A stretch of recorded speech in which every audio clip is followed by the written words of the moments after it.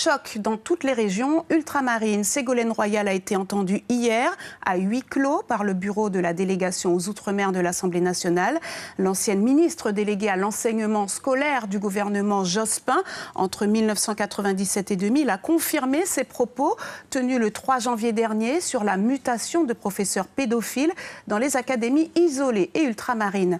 Elle a rappelé avoir mis en place une circulaire à ce sujet lorsqu'elle était ministre.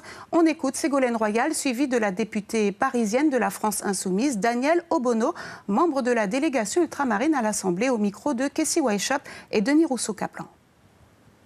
Il y a eu les révélations dans le milieu du sport. Et quand on m'a interrogée, m'est revenue sans doute à la mémoire cette révolte que j'avais ressentie en étant ministre, en découvrant ces mécanismes de rumeurs et d'isolement des enfants.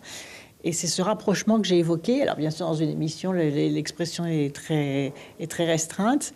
Elle a pu porter un malentendu, ça je le comprends très bien, surtout que je n'expliquais pas clairement que c'était il y a 20 ans, que j'avais découvert ça, que c'était bien ça qui m'avait révolté. C'est une des raisons pour laquelle j'avais fait cette circulaire.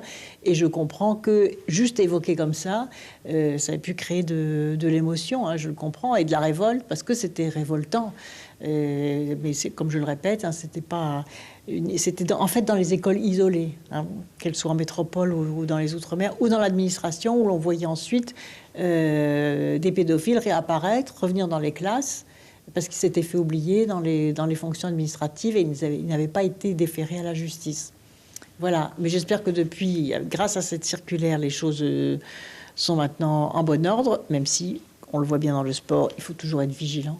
J'ai été, comme beaucoup, choquée, indignée par les informations que Mme Royal a transmises à la presse sur les rumeurs de mutation de personnes qui étaient soupçonnées d'actes pédocriminels et surtout le fait qu'il semble qu'aujourd'hui, on n'en sache pas beaucoup plus.